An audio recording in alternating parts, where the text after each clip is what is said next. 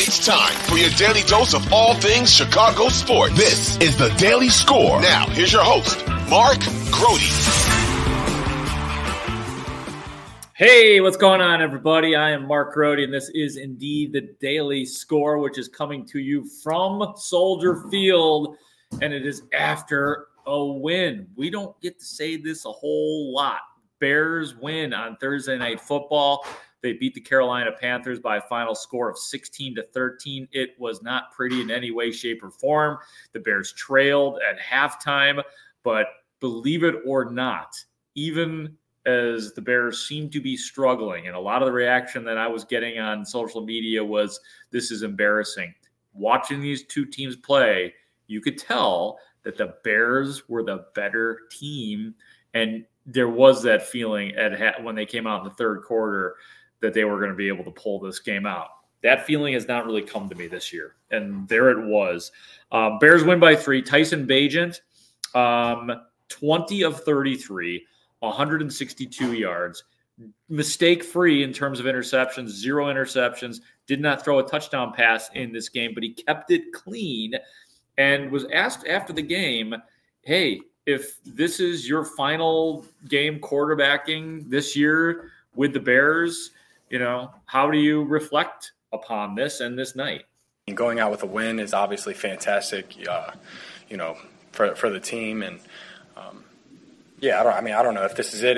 Nothing really changes for me with, the preparation, how I'm attack every week. But, I learned that it's really hard to win in the NFL. So appreciate all the wins. And just really I appreciate the team, staff and player included. They've all rallied behind me extremely well, and always, I never had a doubt for a second that they all had my back. Well, I'll tell you what, it's true. He's made the most of his opportunities in that he has gotten notice. He's gotten 2 starts on national TV.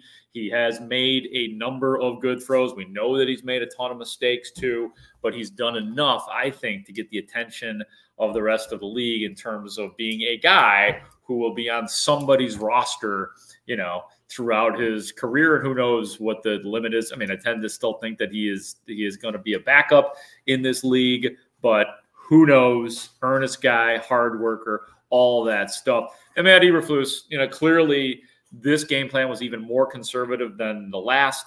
They did not put him in risky situations like sometimes they did last week in terms of trying to force the ball in coverage and forcing the ball up the middle. In this game, they played it safe. Matt Eberflus made a big deal about that after the game. Not necessarily the play it safe part, but the part where asked about Tyson Bagent, simply said he did not turn the ball over, put us in position to win.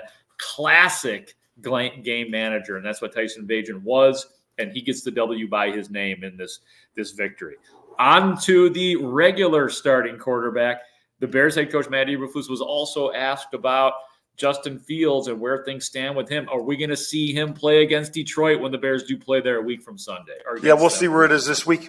We'll see where it is. It's a big week to make that evaluation, so we'll see where it is. And when Justin's healthy, he'll be our starter, and we'll see where it goes. How close was he to being available today? Yeah, that's all I have right now. I don't have anything else, no more updates on it. That's all I have right now. That's where it is. I can tell you that he was not close to being available today. He never went out on the field in pregame, never got out of his street clothes. While the team was out here, I saw him strolling into the locker room. I mean, plenty of time, but this guy, he was never going to play. The fact that he was not out there for pregame, didn't even do any kind of warm up. So this is, I think that after, after Wednesday's practice, it was like, all right, we're going to shut you down until, next week, get yourself right. Come on back Monday. And hopefully that grip strength will be good enough for him to play the game. I definitely think he's going to start. I can almost guarantee it unless there is some sort of setback.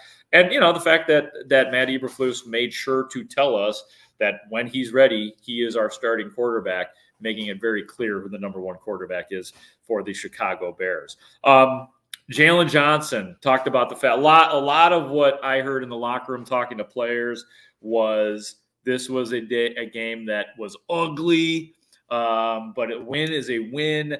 Jalen Johnson kind of echoing that, but his own twist on it. He was asked about what does it say about this team that they were able to gut out this ugly victory. I don't want to say resilience, but, I felt that's the game we're supposed to win. So, I feel like we made it a little too tight. But, I think that we got a W and going back to the drawing board after this long weekend. Flus said at halftime, at least he told the broadcast, that he had some things up his sleeve to pull out. What was his message to you guys, I guess, about what the second half was I would assume we were trying to get a lot of turnovers. So, we were trying to get some calls to get some turnovers, and of course that didn't happen. But overall, I feel like we kept a very consistent, solid game plan throughout the game. Yeah, absolutely. I love the honesty from Jalen Johnson. Yeah, it was, it felt like a harrowing win, but you should beat that team. I think we all saw not a particularly good Carolina team, a team that definitely banged up. You're without your best defensive player. You're without your second best wide receiver. So there are reasons. And Bryce Young didn't look particularly good. So I'm looking at the Bryce Young numbers right now, bringing them up. And Bryce Young, 21 of 38, 185 yards. He had one really nice pass in the game, but other than that, I do think the Bears did a good job of rattling a rookie quarterback. Other teams have been doing it to Bagent. The Bears and Matt Eberflus's defense did it to Bryce Young. I keep wanting to call him Tyson Bagent for some reason. I have no idea why that is happening, but it is. You heard Jalen Johnson asked about Matt Eberflus saying that he had something up his sleeve at halftime. That's what he told the Amazon broadcast. And Matt Eberflus was asked about that. Was something up your sleeve? And were you able to get it all in the second half? Check this out from Flus. No, we didn't. But we certainly, had a good plan coming out there. And again, it was a defensive game this week. And I thought the guys did a really nice job finishing the game the way we're supposed to. And we did good. Did we see what was up your sleeve? Did you use it, or I don't know. What's up yours? You got me there. Yeah. So good. I got to say, it was really nice to see Matt Eberflus happy at the podium, laughing, joking around with the reporters. He said that a couple of times. Another reporter, that was Jason Leisure, another reporter asked him, the same question, and he had the same response. Hey, what was up your sleeve? So Flus was loving life after that game, and give it to Flus. So, yeah, I was trying to think of what actually was up his sleeve. He said defense. Jalen Johnson told us, that they were going to really try to go for turnovers. I don't know if they, there was some schematics that they were looking at defensively, but usually when you say up your sleeve, it's something offensively or special teams or a fake or something like that. Yeah. So Flus, funnin' out there. One more thing from DJ Moore. DJ Moore, 5 catches, 58 yards. He also had going up against his former team, and again, he said it wasn't like emotional or anything like that. I don't know. He's such a calm guy. But astoundingly enough, this is a star receiver who got called for 2 offensive interference calls, OPIs. And listen to DJ Moore's reaction to that. They was getting on my nerves today because they called me twice for it, and then they going to have the nerves to talk to me afterwards. I'll talk to you afterwards because neither of them was pass interference, so it's okay. The second one, they ain't say nothing about the second one, but the first one, they said that I drove him downfield too far. I was like, he initiated contact with me first, so I don't know. Maybe we need other refs. Oh, man, DJ Moore being pretty real. Yeah, he was pretty pissed by his locker when we were asking him about that stuff. But for the most part, he was all smiles and, said the same thing that, sort of the theme of the night, that it was an ugly win. And you probably saw it and probably thought the exact same thing. How about freaking Amir Smith-Marset with a touchdown return? That was something, man. He burned the Bears. What was it, in Minnesota with the out of bounds? That was something to see him do that. I actually had to look at the flip card. I was like, oh my God, that's Marset. That's unbelievable. that he Hey, did. Grote, I have to pop in real quick to give our colleague Lawrence Holmes credit on the air. He called that there would be an Amir Smith-Marset punt return touchdown. Did he really? And made a bet with Bernstein. Wow. 20 to 1. I saw. Okay, that's why Bernstein tweeted what he tweeted. Yes, I saw that he said unbelievable or something, and then he tagged Lawrence Holmes. 20 to 1 odds on a dollar. So Lawrence Holmes earns himself $20. Oh, so he did put money. Put money on it. Oh, wow. Wait, did he actually put money on an app, or are you saying just a bet with Bernstein? No, just a bet on the show, on the air. Okay, all right. Score. He gets $20 cash tomorrow on the show then, right? Yeah. Lawrence used his resources and, he had a feeling. He talked to some folks. He talked to some folks, huh? Oh, yeah, he had a feeling. He had a feeling, and it came to fruition. So, okay. We've been talked to some folks. Yeah, I've been told that Amir Smith-Marset is going to have a 79-yard. He was told specifically, just look out for it. It might happen. Really? Yeah.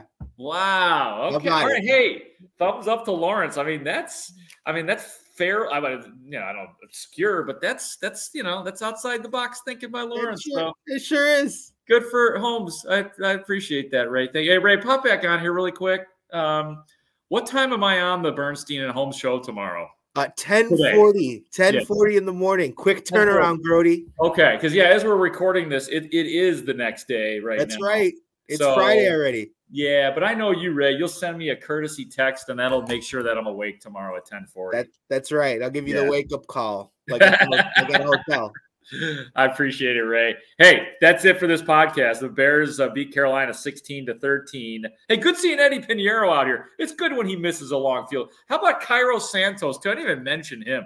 Cairo Santos, man, gets backed up another 5 yards and makes a 50-plus yard field goal. That dude, talk about a rebound from missing a bad one last week. Credit to Cairo Santos. Credit to Deontay Foreman, 21 carries, 80 yards, and a touchdown. So just getting to a few guys that I didn't get to. But we'll be breaking it down all day on the score. Like I said, like Ray said, I'll be on with Bernstein and Holmes today as you're listening to this on a Friday. I'll be on at 10:40 with those guys, and I'll be out at Hallis Hall at noon to find out what's up. That's it for me. From Soldier Field, I'm Mark Grote for the Daily Score.